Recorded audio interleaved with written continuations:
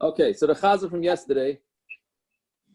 With the talis, to wear the talis outside, the place can seem to say that it's considered like a levush that you want on your body. So therefore, it's considered it's not a masa.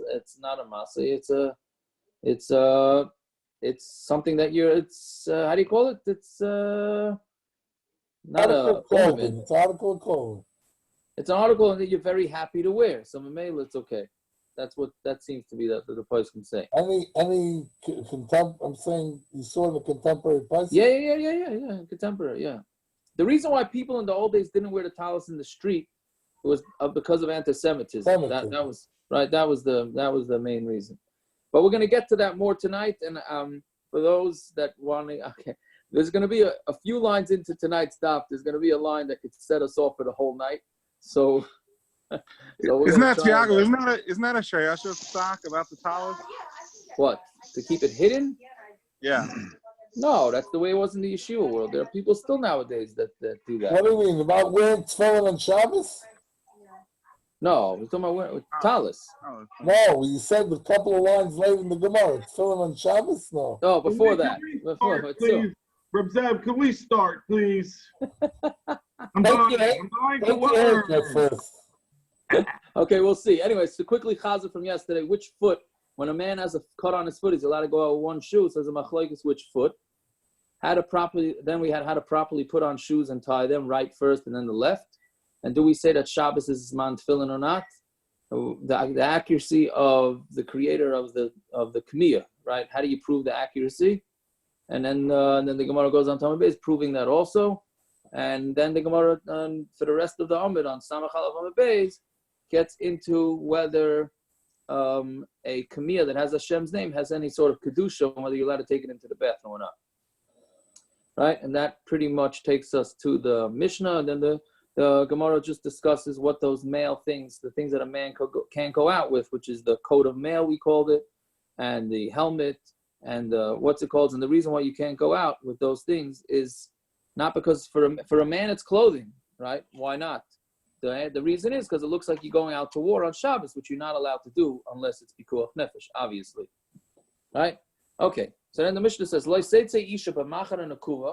We had that quote already. A woman cannot go out with a needle that has a hole in it. And she can't go out with a ring that has the signet on it, because for a woman that's a masui, that's not jewelry. Kulyar, koveles, that we're going to see in the Gemara what those are. All right. And a tzleicha is a little bottle of perfume that they wore around their neck, and like sort of it's perfume, yeah. And if she goes out with any of these things, then she's chayav chatas. Meir. All right, so that means that when something's chayav chatas, that means that these things don't belong on a woman. Again, we're going to get to this tonight, but again, the yesod is as follows: if you're chayav chatas, that means it's also midaraisa. That means that it's a masui and it does not belong on you, and therefore it's like carrying. It's no different than carrying in the street. If it's patur also, it means it is jewelry or whatever. It is something that does belong on a woman, but we're afraid she's going to take it off and show it to the Xer de Rabbana. Right? Those are the two basic things. So these things don't belong on a woman at all. Right? And it's interesting that a bottle of perfume, why should she be chayav chatas for that? Right? That sounds like something that belongs on a woman. Right? Okay, we'll see. And that's what the Chachamim say, that you're patur by this koveles and the bottle of perfume. Okay, we're going to see in the Gemara what the pshat in that is. So Amar Ula. I just had a quick question. Yeah, go ahead. Back in like the 1700s, 1800s, they used to wear a vinaigrette. Women would wear a vinaigrette, which was a type of medallion, and it had openings. And what they would do is they would put cotton inside this medallion, but they would dip the cotton in perfume. And so they would put this cotton in the medallion and then wear that throughout the day, which would make them smell nice. Right. Is that something that they would be able to wear? It's not a bottle, but it's something. Is it something that they'd be embarrassed to take off? I don't think so, because it was looked like jewelry, but inside, if you turned it around, it was a vinaigrette. It was I can show you a picture. It would have a little piece of cotton in there, which would absorb the perfume. I thought a vinaigrette is a salad dressing, no? That too. Oh, Assur, it's nice smelling. If you look at the art scroll, note 16, it says exactly that. Oh, get out of here. Yeah, What, it discusses this thing? That particular thing. It says a hollow pendant made of silver or gold, and it's a see below note 50, which spices were placed. The Gemara will describe this ornament in more detail. Yeah, but the Gemara doesn't sound like that. Okay, maybe that's what it is, Taka. Maybe. Yeah, so my mother has it. She has one of those. She deals with antique jewelry. I can take a picture and send it. It's a koveles. That's a good idea. Yeah, please do. What? It's a koveles. What are you saying? I'll put it on the share. I'll put it on the Daf. Okay, thanks. Good. What are you saying? It's a koveles. The koveles was a spice thing that they kept near the makom, in order that it shouldn't smell. Right. So yeah, So we'll get to that on Amud Beis, and we'll see exactly what the koveles is. Yeah. Okay. So Zogdi Gemara Amar Ula b'chalifein be'ish, meaning you switch things by men. Remember we discussed. Right, so we discussed that men and women obviously have different standards of what's considered jewelry and what's not. So we swap it out by man, meaning if a man goes out with a seal, with a signet ring, then he's not allowed to go out with it, but he's patur. But if he goes out with a plain ring, then he's going to be chayav, right? Because a man doesn't wear a plain ring. Obviously, that would also change nowadays. Okay, so I mean, I don't know exactly what the gather is, but enough men wear rings. Maybe now it's getting less popular. Certainly in the old days, it was much more popular. Okay, so we say b'chalifein be'ish. Alma kasavar ula kol midi dechazi leish lechazi leisha. Anything that's fitting to a man is not fitting to a woman. Umidi dechazi leisha lechazi leish. Meaning, unisex is not. That's what the Gemara is saying. There's no such thing as glasses that they can work for both, and watches that can work for both, and rings and all that type of thing, right? So most of Rav Yosef. The how do you call it? Royim, the shepherd can go out with this. It literally means bags, but it means that they could wear this type of clothing. And not just Royim, right? It's because it's a sort of like a raincoat. That's what Rashi says. The sakim is like a raincoat. But not only is it royim, meaning it's their regular derech to wear this when they get stuck out in the rain, right? But it's not only the royim, but it means everybody can use it, and it's not carrying. But it's the derech of shepherds to wear this thing, so we say shepherds can go out. So you see that that what's good for somebody else is good for what's good for one will allow everybody else to wear it too.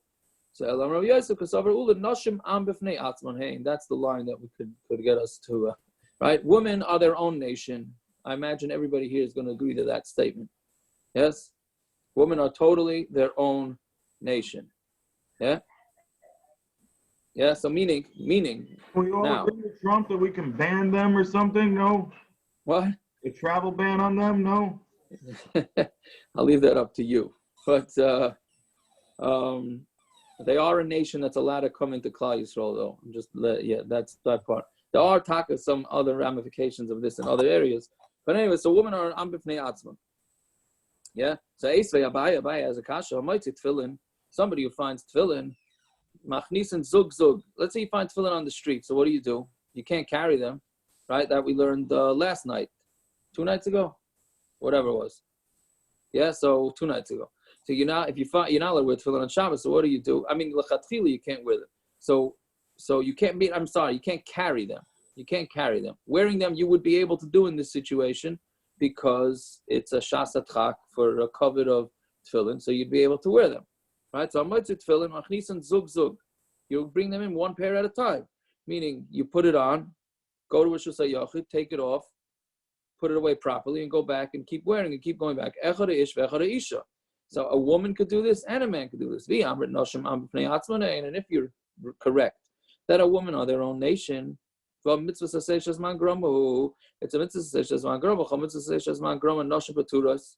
and any mitzvah that the zman is grama, nashim paturas, right?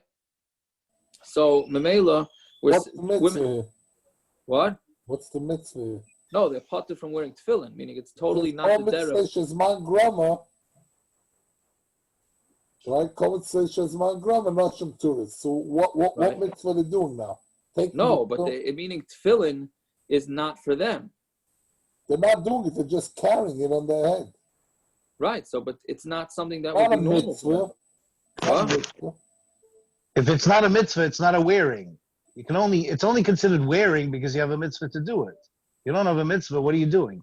You're still carrying, you're not wearing it. Maybe a tachshit, maybe. No, so the teretz would normally be is that agav the man, since it's a mitzvah for a man, so a woman could do it also. That would be the pshat. So you see that it's a kasha on what we just said, that they're am b'fnei atzman, meaning if you don't say am b'fnei atzman, so even though it's not a mitzvah for the woman, but because it's a mitzvah for the man, just like the shepherd normally wears this sackcloth, but anybody could wear it on because the shepherd's allowed to. So here too, the woman is allowed to wear the tefillin because of the man, since a man's allowed to. So you see that they are not an am b'fnei atzman, they're actually the same as men. She's not wearing it on mitzvah, is she?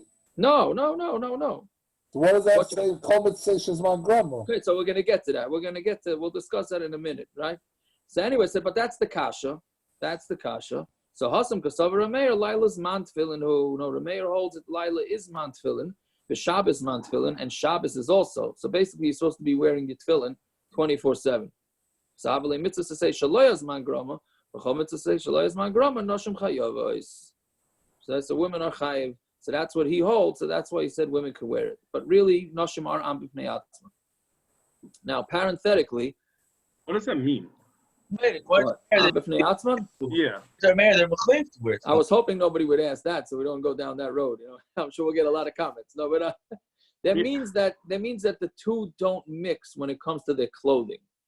That's all it means. Men and women. Men and women, yeah. So why? Even though I just wonder if that would change, Bizman Hazeh. I wonder if that would change.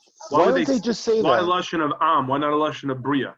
Right. Why don't they? Not even that. Why don't they just say men don't wear women's clothing and vice versa?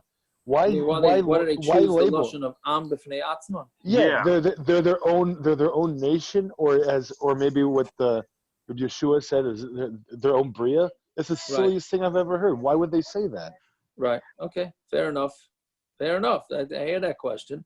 Maybe they're trying to make a point. You say they're unique. The compliment was saying they're different. Right. Yes. I thought it was to do with mitzvahs.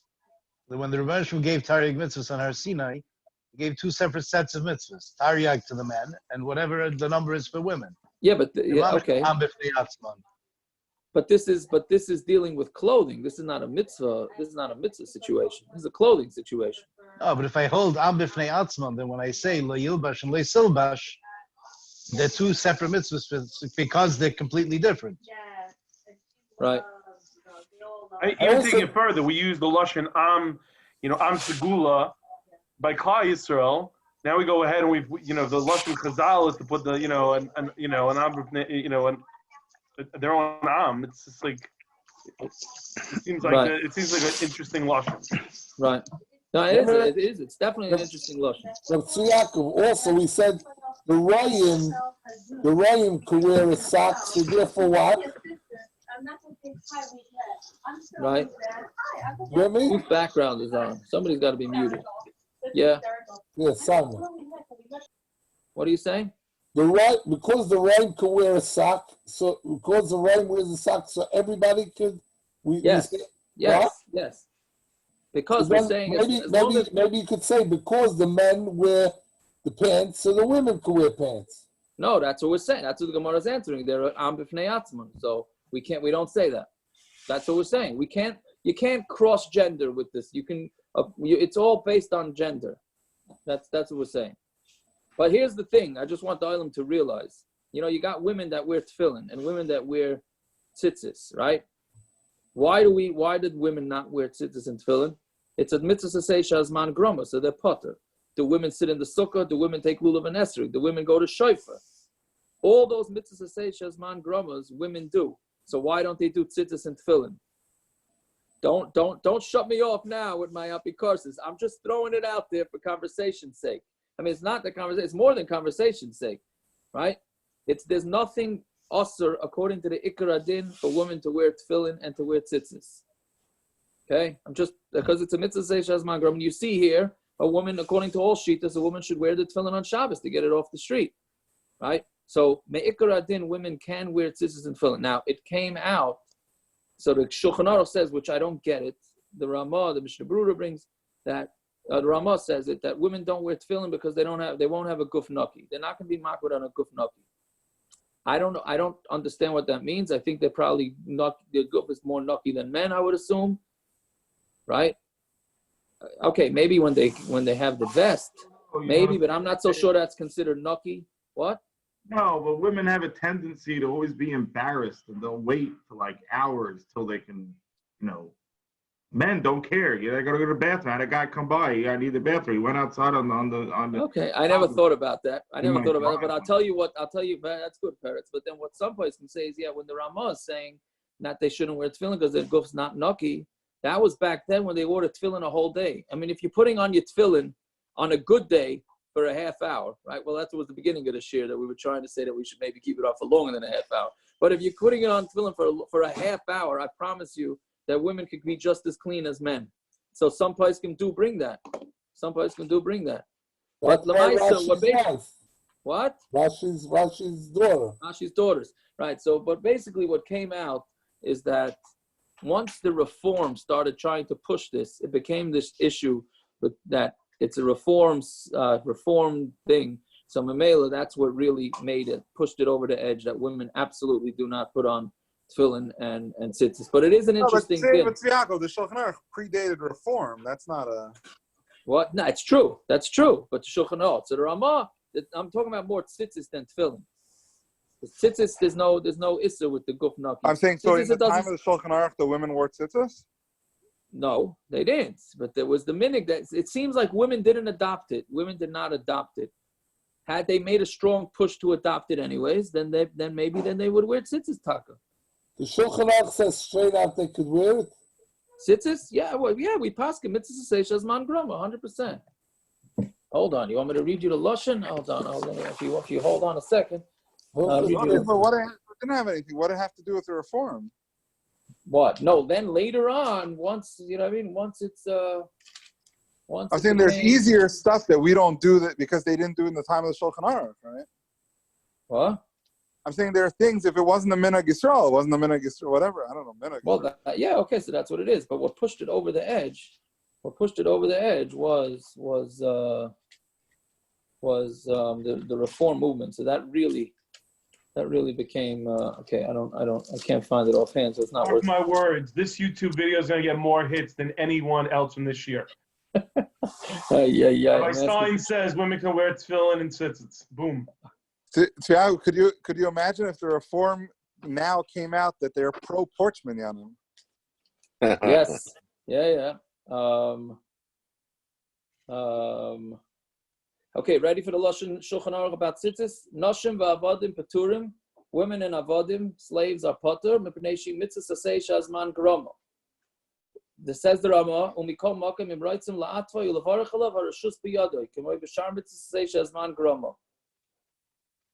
Okay, he says, mechzi kiyuara, right? It's gaiva. If they wear tzitzis, it's gaiva. Since it's not a chayav on the person, it's a chayav on the clothing, not on the person. So therefore, they shouldn't do it. Okay? But that's all he says. So the Ramah says not to do it because it's gaiva for them to do it. Since it's only a mitzvah, meaning it sounds like according to Ramah, that if there was a specific mitzvah to wear tzitzis, then they would have much more of a right to do it. But Lamaisa, as we all know, you don't have to wear tzitzis. If you wear a four-cornered beged, then you put on tzitzis. So if a woman just wears tzitzis purposely, like what we do, he's saying it's gaiva. But other than that, what about tefillin? Tefillin, he says women can wear tefillin, but the Shulchan Aruch doesn't say. He just says women could wear tefillin, but the Ramah says they shouldn't because their guf is not naki. That's what he says, right? Yeah. Okay. Patur.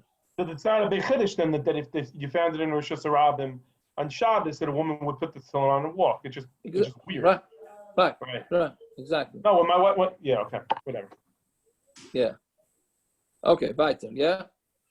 Oh, so now the Gemara goes in a different thing, which is an interesting kasha. Even if they carry it, they're carrying it with a shinoi, right? What's a shinoi?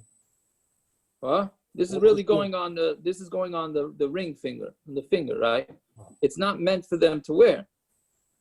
It's not going on the tefillin. This is going on the ring, right? We said that if a woman wears a ring that has a signet on it, a signet ring, then she's chayav. How could she be chayav? We're saying that it's kalach yad. It's not meant for her to wear it. So by her wearing it, it's not the derech to wear it. So therefore, it's automatically not the way it's meant to be carried out. In which case, it downgrades to a derabbanan. So no, we're talking about a woman. See, they did have women in the work world back then. We're talking about a woman who was a money changer, or a treasurer, or whatever it is. Amar Rabba Barachana, or just plain Amar Rabba, Teratz the Isha, Ish Ma'ikal Meir. So you gave a teretz for a woman wearing a signet ring. What about a man wearing a woman's ring? That's also shinoi. Why should he be chayiv? Sometimes a man will give his wife a ring, a finger that has a finger ring, a ring, whatever, just a ring, right? That has a signet on it. And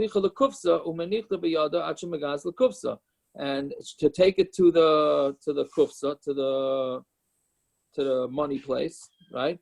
And she puts it on her hand until she gets it, so she doesn't lose it. So therefore, it's not a shinui because women do sometimes wear these type of rings. Sometimes a woman will give a husband a ring that doesn't have a signet on it, to bring it to an uman, to fix it, and he wears it so that until he gets to the worker, right? So is this a riot to the parsha of Saira and Meir? What? Is this a riot to the parsha of Saira and Meir? Why? The man and the women are the same size over here. I hear. How are their fingers interchangeable? I guess you could put it on one finger and put it on a different finger. And I'm saying no. And it's still kilachayad, no? No, if they would wear it, if the man's ring finger, she would wear it on her pinky. Right? Oh, the other way. That's what you're saying. So that would be normal for the man to wear it on his pinky. Yeah, that's yeah. But is this really considered a woman wearing though? Meaning like it's normal so she doesn't drop it or she doesn't whatever, but it's not wearing it. You're putting it there for a purpose, so you don't lose it. It's not really wearing it. Okay, but that is called wearing. No. I don't know. It is called. That's what I'm asking you. I mean, yeah, it says, I think it's seemingly here. Yeah. The Gemara is clearly saying that it's a type of wearing. Yeah. Right. Okay, so back to the Gemara. V'loy b'kulyar, v'loy b'koveles. My kulyar. What is a kulyar? Amarav machvanta. Right, it's a machvanta, which they teach is a clip that closes her clothing. Like what do you call it? A brooch. Check the article. Brooch. Yeah, brooch. Yeah. That's how you pronounce it. Brooch. Yeah, it's they spell it with two O's here, brooch, but it's really brooch. Okay, so that's what a koveles is. Amarav chaymarta the pilon, and Rav says it's a package of pilon. It's also maybe this is what you were talking about. Who was it? Usher Frankel that was saying that. The what do you call that thing? Vinaigrette. I don't know. I mean, art school would have touched it like that, right? It sounds like it was. It's this little thing, a little package that they put. It doesn't say anything about cotton, right? Just but they would either they would put cotton or they would put like these spices, like cloves or something in there, like that smelled good. Different types of spices. Oh, so maybe Rashi says that they enclosed it around this pleasant smelling thing. Okay, so maybe that's what it is. Fine. She shouldn't go out with a koveles. Chatas. Divrei Meir. Okay, now this is the same Machlokes we had a couple of blot ago, right? So if she can't go out with this koveles, and if she goes out, she's chayav chatas. Divrei Meir. Chachamim says that she can't go out vinyot, meaning so he holds that it doesn't belong in them at all, and therefore it's just a deraisa for them to take it out. Chachamim says she can't go out vinyot patur. So that means he holds that it is an ornament that they normally wear, but we're afraid they're going to take it off. Rabbi Eliezer, the same that he said previous, she can go out with it lichatchila. I would hope by now the Olam could figure out what they're arguing. Rabbi might come if what's the Machlokes or Meir? So Meir holds it's just a burden and it's not something that a woman normally has. Rabbanan Sabri tachshatu. It's considered an ornament. Maybe she'll slip it off, show it, and she's going to come to carry it. What type of woman wears this thing? It's a woman who has a bad smell. A woman who has a bad smell is not going to take it off and show it because then she's going to smell. And she's not going to come to carry it. Right? So the same three-way machlokes that we had before. All right, so yeah, I don't know if this is a machlokes in the Metzias. I don't know where we didn't have clear exactly what this machlokes is. Oh, but Tanya, we're going to ask a stira now. But Tanya, Rabbi Eliezer says it's patur to wear this koveles and it's tzaycha shapayatan. Right, so patur means patur aval assur. We just got finished saying Rabbi Eliezer holds it's mutter to wear it, right? But here we have a brisa that says he says patur, which means patur aval assur. That's a stira. So then I found this teretz to be fascinating. Loi kasha, haki koyad Meir, haki koyad Rabbanan. One is talking about when he was talking to Meir. The other one's talking about when he was talking to the Rabbanan. Ki koyad Meir, damar chayav chatas. When he was arguing with Meir, and Meir says you chayav chatas. So amar lei patur. He said patur, meaning because that's all he had to say to show him he disagrees with him. But even though patur normally means patur lavrasa, but clearly he held it's even mutter. But I guess instead of him making a flat-out massive machlokes, he played it a little bit, he held his cards a little. That's the way I'm understanding it. Because otherwise it's misleading what his opinion is. Right? When he told, Meir says chayav.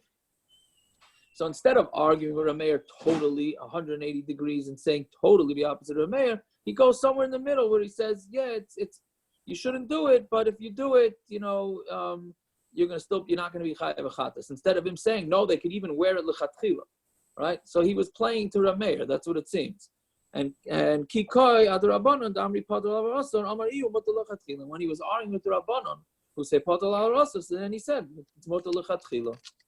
Okay, well, my Meir. And what is the Meir? When did he have this disagreement with Meir? The Tani let's say it's isha b'mafteach shebiyada. It says in a brisa, a woman can't go out with the keys in her hands. Vim yatzis chayav chatas. And if she does go out, she's chayav chatas. Divrei Meir. Rabbi Eliezer patur. Rabbi Eliezer says no, she's patur if she carries out a key. If she carries a key in her hand.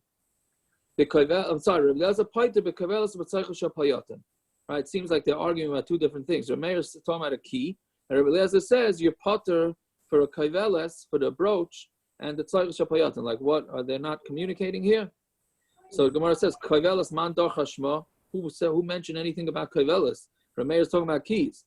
So if something's missing from the Mishna, and this is what it's saying. Then Rabbi Meir says a koveles and a tzaycha shapayatan, like we said before, he holds his chayav. Loi seitzes, she can't go out. Then yatzes chayav chatas. Divrei Meir. And then Rabbi Meir is saying, like we said before, if she goes out with these things, she's chayav chatas. Rabbi Eliezer patur b'koveles b'tzaycha shapayatan. Rabbi Eliezer says patur. That's when it has spices in it. Aval ein be'em baisam chayav. If it doesn't have any besamim in it, it's just the empty, whatever, the empty. What do you call it again? The pouch. The pouch or the vinaigrette. Yeah, if that's what a taka is, then you would be chayav. It's considered the matzah. It's considered matzah. Yeah, because the whole point of it is to smell good. If you don't smell good, then it's a problem.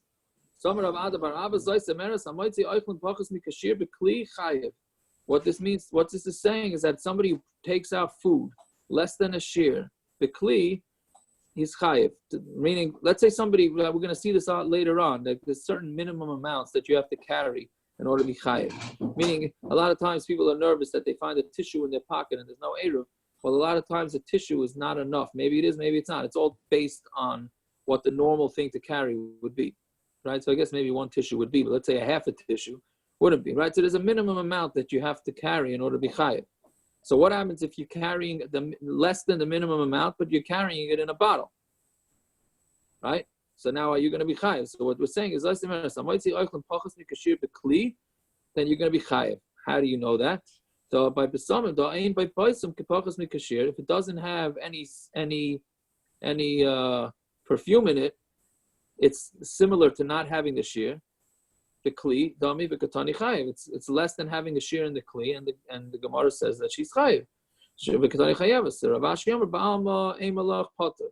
Really, she's patur. V'shani hachad the lesser lemamosha klal. No, here it's different. You can't bring a raya from an empty perfume bottle that she wears around her neck, because there's nothing in it, right? So then, of course, you're going to be chayav on the vial. But let's say there would be a little bit of something in it, then maybe you wouldn't be chayav on the vial. So therefore, we have no proof that if you carry out a little bit of food that's less than the amount of the proper amount to be chayav, then you're not going to be chayav. That's what the Gemara is saying.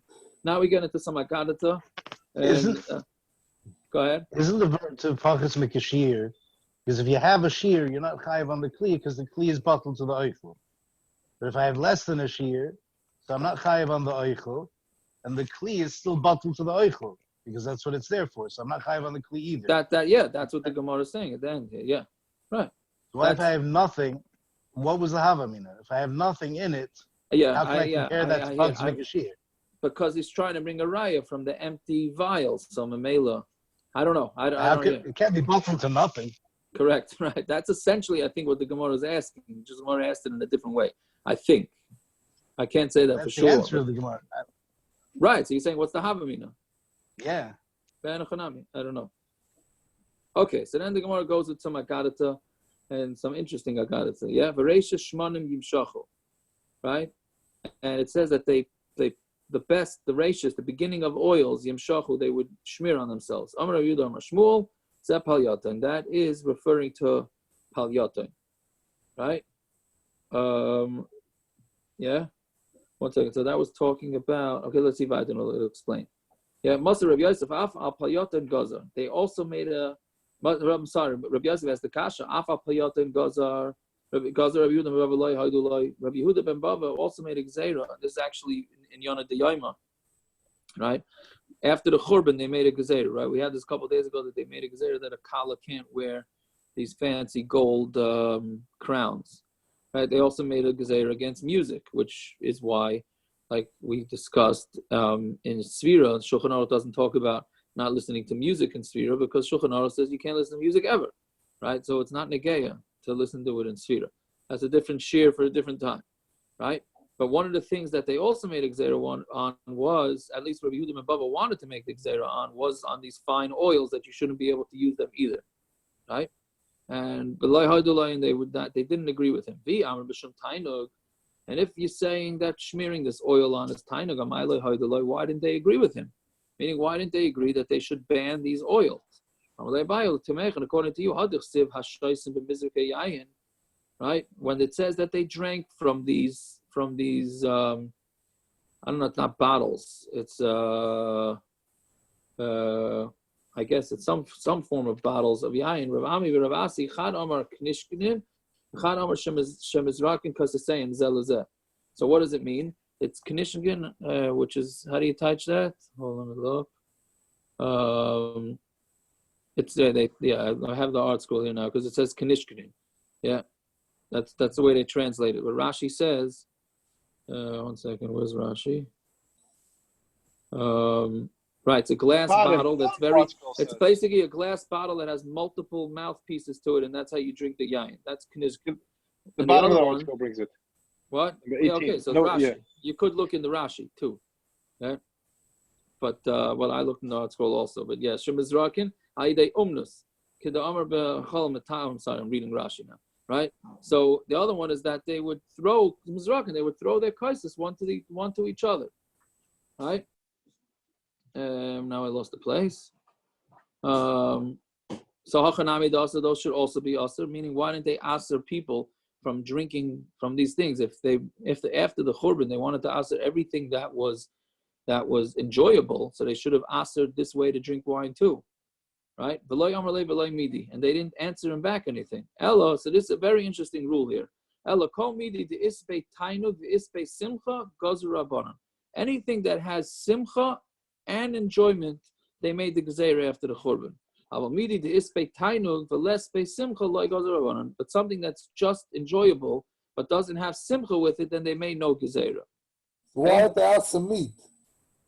Because meat, I guess, doesn't. I guess you're saying ain't simcha ela b'basar b'yayin. Yeah. I don't know. Maybe they didn't assur food. I hear that kasha. It's a riot to the Gemara. The Gemara says the basar is the basar of the karbanis. Not what we have mean today. as opposed to means for those that hold Regular basar is no simcha. I hear. Okay. The yayin is the tzachim, the basar is the karbanis. You should assur yayin. No, because it's not part of the karbanis. What we have today, there's no simcha. It makes me pretty happy. Well, you're usually eating pizza. I'm wondering if nowadays maybe this is why we could listen to music nowadays, because for us, music is not simcha; it's just tainug.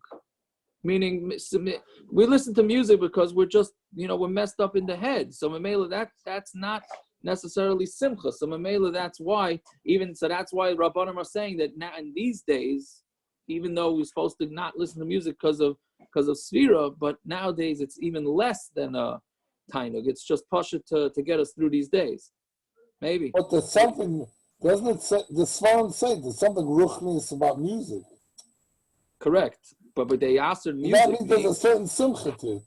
Okay, yeah, but they did assur. There is a simcha to it. That's why we play it by simchas, right? Yeah? Yes. Okay. Anyway, so now we get into some very strange agadatu. Yeah. So the Gemara says, "Hashaykhin al mitos shein usruchim al arsoisim." Right. So they lay on the beds made out of shein, out of how do you call it? Ivory. Right. Usruchim al rustasasim, and they decay their beds. Right. So Amar Rav Yosef Rav Chanina Malamet shoyu mashtinim mayim b'fnei mitasem arumim. They would what it mean. This is talking about why they went into galus. So it's saying that we learned that the reason why they went to galus is because they would go to the bathroom in front of their beds naked. So Magad Rav Avo laughed at him. This is the people that are going into galus at the head of the people. Meaning, it sounds like these are the worst guys that did the biggest averas. Is because they went to the bathroom naked in front of their beds. Because they went naked in front of their beds and went to the bathroom, so that's the top of galus, the top of the people that go to galus. These are people that would eat and drink with each other, and they would attach their beds to each other, meaning they would share their beds. And they would switch their wives with each other. And they would decay their beds with zera that didn't belong to them. Meaning there was a lot of promiscuity going around. So that's why they went to galus. That's what it means. What's the lashon? What was it called? Sruchim arosusam, decaying their beds. Along these same lines, there are three things that bring somebody to be poor. Somebody goes to the bathroom in front of his bed when he's naked, and if he's lax when it comes to tilas yadayim, and a woman curses him in front of him. Okay. The tilas yadayim, I had a shower. Was it moitzi or in the morning? Yeah, I think it's both. Well, who says that? I don't know. That's just what I thought. It's certainly the tilas yadayim for bread. That's for sure. For sure. I think I remember somewhere seeing that it's both. Again, those are the three things. He goes to the bathroom in front of his bed. He doesn't do netilas yadayim properly, and his wife curses him in front of him. That's only when he faces the bed while he goes to the bathroom. But if he faces away from the bed, there's no problem. By the way, Shulchan Aruch paskins like this. Even when he turns his face towards the bed, we only said it. That's only if he goes to the bathroom on the floor. But if he goes to the bathroom in like a chamber pot, then it's no problem. I see the Steins of Beach 9th are enjoying this. Yeah. We're just wondering if somebody actually pees in the bed, then what happens? I hear. It's a good question. If you do it on purpose, I don't know. Yeah. And somebody's mazal. That's only if he didn't wash his hands at all. But if he washes and he doesn't wash properly, then there's nothing wrong with it. V'lav milsi, and that's not true. And Shulchan Aruch brings this down too. Rav Chisda said, I would wash my hands with a lot of water, and Hashem gave me a handsful of goodness. Right? So that's where people get that they fill up their cup full. You have these huge washing cups, right? Really only need a revius, right? So for Kiddush, everybody gets these small cups. Comes to washing the hands, they get these huge cups, right? So it's the same shear. So you see, they left them overfull. I actually make Kiddush out of washing that's it. Parnas is the selling point. Oh, Parnas is the game. Name of the game. What's the Machlokes here, Rabbi and Chisda?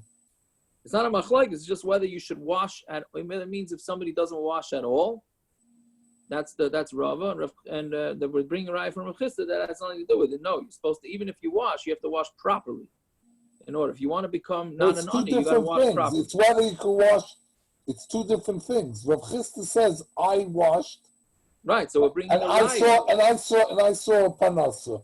Right. And Rava says you could do with the minimum. It's two different things I'm talking about. Yeah, so that's why the Gemara is saying is that it's disagreement. Yeah, it's two different things. What's the disagreement? What are they arguing on? Rava is saying that if you don't wash at all, you'll become an ani. But if you wash, even if it's a minimum amount of water, you'll be okay. And Rav Chisda holds with a minimum amount of water. No good. You're not going to be. You won't get rich. You'll be poor. You got to wash with a lot of water. That's what he's saying. No. I'm sorry. What's it called? What does the hard scroll in the footnote say? However, to avoid Chisda to avoid problem, could well agree that using the minimum suffices. Hence, he would agree that. Meaning, of course. Do you want a bigger bracha? He said, He went on top of Rava. You want right. So what comes out is that if you don't. Right. So what comes out from the Gemara is that if you don't want, Rav Chisda is not arguing on the din that you need a revius of water. So what is he saying? What do you mean? He says that the more you wash with, the better it's going to be. Good. It's a nice thing. The more you wash, the more panas you have. Correct. Skula. The first skula, right here. You have a saying skula. No. Rav is saying only as long as you wash with the minimum, you won't be poor. And if you wash with the minimum, according to Chisda, you won't be poor either. You just I don't know if you won't. Right. So I don't know if you won't be poor, but washing with more makes you richer. Okay, but are they arguing or what's happening? First of all, it's not Rava and Rav Chisda arguing. It's just we're saying that Rava is saying that it only means if you don't wash, but if you wash something, then you're not going to become poor. I understand. So Rav Chisda would hold the same thing. Rav Chisda would hold the same thing. Rav Chisda would hold the same thing. I don't know if he would hold the same thing. Why? If you wash with the minimum, you won't be poor. What's the point? Because you'll only be rich if you wash with a lot. No, but the problem is then why would if you're going to be rich anyways, why would Rav Chisda want you to wash with more water? Why waste the water? It's not like they had running water back then. No, there's poverty, there's regular, and there's rich. So then how do you understand the Gemara then according to that? No, I didn't understand the Gemara today. Okay, good. No, and I still don't understand. Rava gives an halacha, so you have to be careful on this halacha, not to be poor, not to have a negative impact. Right. Once you do the minimum, you don't have the negative impact. Now you want a skula. So why is the Gemara saying v'lav milsahi? The Gemara is saying it's a very strong lashon, v'lav milsahi. That's what I didn't understand. What does v'lav milsahi mean there? V'lav milsa means that it's disagreeing. So I'm asking, what's the disagreement? I think that he says that you're going to, I don't know if he says you're going to be poor. See, that part I can't say because he didn't say that. Right. He didn't say that. But what he is saying is that there's going to be more money if you wash with more water. You know, the Rava would hold the same exact thing if there would be more money. I don't think so. Why not? Okay, guys, the answer to become rich is to use a washing cup for Kiddush. That's it. You want to become rich, you got to make money. Now, no, I'm saying this is a major Gemara for a fundraiser of the biggest meiser in town. Has to know when he's going to tell the people, you know what? Give me a bigger donation next year by washing your hands with more water. That's what he wants to know. That's why they have to wash their hands. He's going to give out washing cups next dinner. That's right. They're going to give out washing cups and say they're not washing their hands. I want the checks. Zevi, that's perfect. Washing cups with a engraved Dark Torah logo. Oh, that's perfect. Right. You say, we go with Rav Chisda, not Rava. I don't understand this whole Gemara. Okay, good. Okay, we'll talk about it. I call you later? Yeah. Just a quick question. Are we washing, does this mean that we're washing for bread? That's what he's talking about? It's for sure bread. It's for sure So when bread. we wash for bread, maybe this answers it, but when we wash for bread, what do we do after we finish eating bread? We bench. Right. Right? So when we're benching, we also say that Hashem should give us parnasa. So the more we wash, more we're going to daven for, and we're going to ask. So one second. So you're saying that you have to wash more times a day? No, I'm saying the more you wash, the more you're going to make a bracha. Yeah, but here I don't think it's talking about the amount of times a day you wash. It's talking about the amount of water in the cup. How much water you should wash with. Hey, But maybe that's a pshat. Maybe that's a pshat. You should wash more times. Maybe. No. Tiago, you remember the Gemara with Bar Hedya in brachas, with Rava not paying him, so he got all the curses. Yeah. Right. So it sounds like Rava didn't have too much money. That's why he didn't pay him. Right. Rav Chisda, who granted was Rava's father-in-law, was very rich. Oh, that's a deep vote, Israel. That's a deep vote. Very good. Okay. That's a good. You should write that one down. Anyways, okay, weiter. Very good. Right? The woman curses him in front of him. Which I didn't get that. Is that better than if your wife curses you behind your back, or worse? No. If you get cursed from your wife in front of you, that's again better or worse? I don't know. I would think it's better. At least you know what you're dealing with, right? Okay. What it means is that she's cursing you about her jewelry. And this is only if he has the means and he doesn't buy his wife jewelry. But if you don't have the means and your wife is cursing you, then that's not a bad omen. It's only if you do have the money and you could afford it, then it's kashal aniyas, meaning because you're ticking off your wife. Right? If he doesn't have the means, he's already poor. Correct. So what does that mean? So maybe that answers Reb Zeb Bald's kasha, that maybe being poor is directly connected to having money. It's lav dafka poor. It just means, I hear. But there's also a Gemara. So isn't the Gemara about if you don't pay back your debts, your wife dies young, right? Or you die young, you or your wife. Is that same Gemara? The wife. It says the wife, right? If you don't pay back your debts, the wife dies. Maybe Where's that Gemara? It's in brachas. Is that why there's so much debt in the world? Parrots, behave yourself, Parrots, take your haircut. I'm not saying, Baruch Hashem, by me, I'm good. But, the shackle is with everybody else. You see how much debt everybody has. Maybe Parrots, take your haircut. Okay, weiter. Dorish Rava Breder of Elah. Right now we get to more Agadata. So Rava Breder of Elah Darshan. Ma'idasiva Yomer Hashem Yan Ki Gavo B'nai Tzion. Now this is a pasuk explaining why they went into galus. Vayomer Hashem Yan Ki Gavo B'nai Tzion, that the B'nai Tzion made themselves like gaiva. Shayu Mahalchus B'koimas Kufa. They would go like standing up straight. V'telach Natuyas Garan. And their necks, the tuyas garment means their necks were bent, meaning straight up. They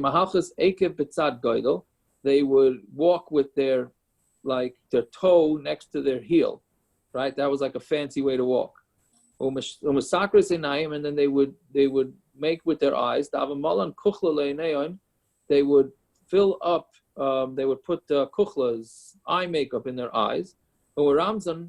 And they would be meramis, they would go trying to entice the men. Halach v'tafov, and they would go and they would tap. I think that's the way you touch it. What they would do is they would take a tall girl and she would walk next to a short girl. So like this, the tall girl looked a lot taller. And with their feet, they would slow. No, tachsena means they would spit out things. So Amar Rav Yitzchak, you'll see what the Gemara says. Amar Rav Yitzchak,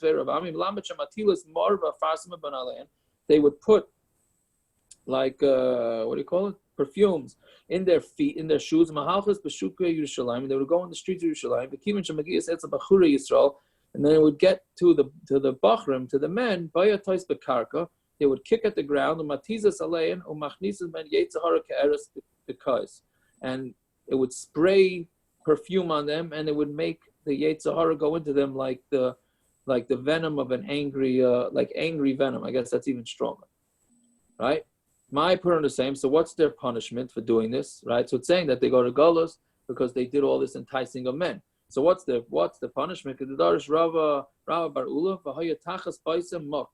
Under their sumim there would be muk, right? So muk is I think like cuts. Yeah,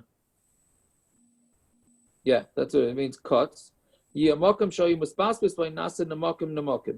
Right? If the place that they would put on the perfume would end up with these types of cuts. Tachas chagura nikva, and under their belts would be also nikvas, that's some type of cut. Yeah.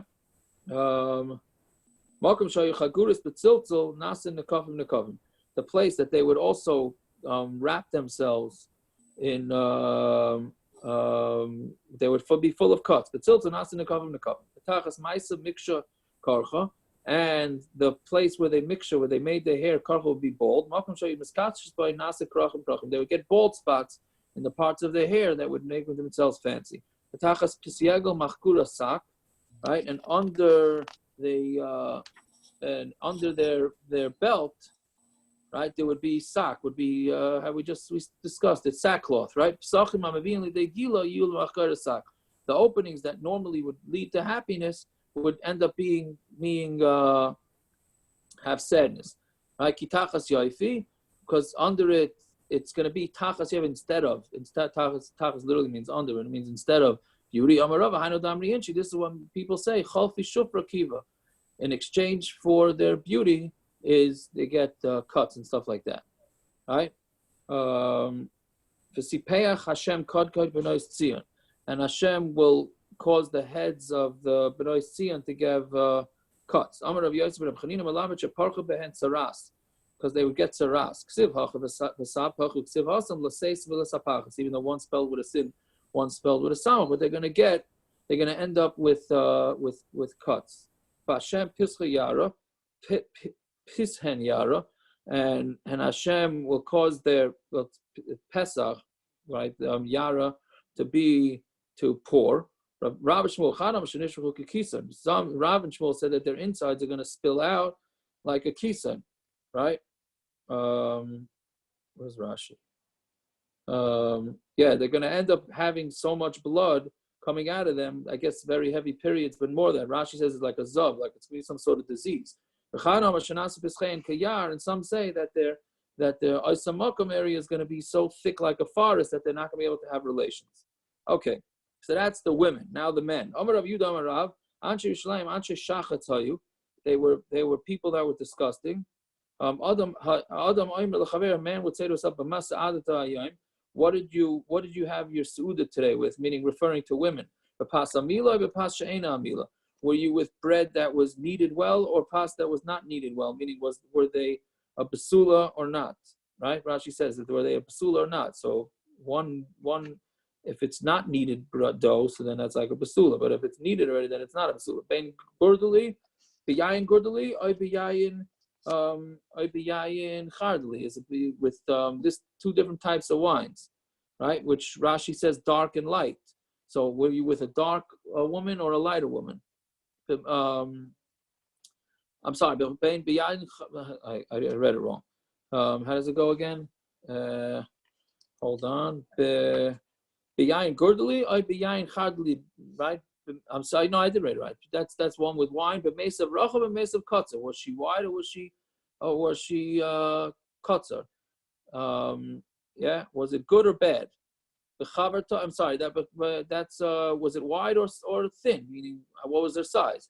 The chavarta, was it good or was it bad? So I'm going to nus, and this was all referring to nus.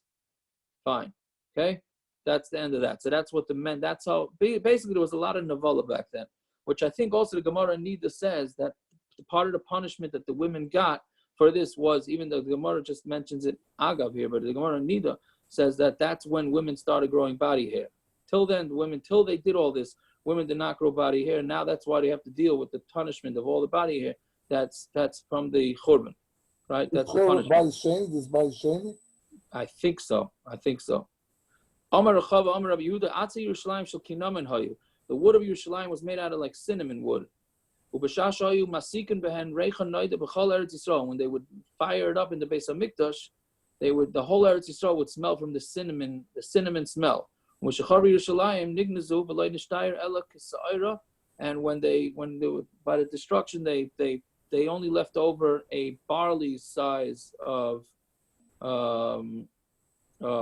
this type of wood.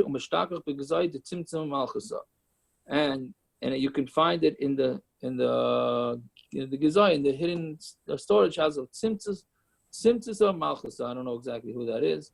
Right, that was the name of the lady, the queen who got a hold of this, and they're the ones that have it. All right, fine. Okay, we went a little long. I'm sorry if we went a little long. Close. All right. Have a good night. And tomorrow 6:30. Yeah, tomorrow 6:30. That's the story. Sounds good. Yes. All right. Yeah, chayav. No problem. Have a good night. Thank you. Good night. Good night. Good night, Jack. Good night.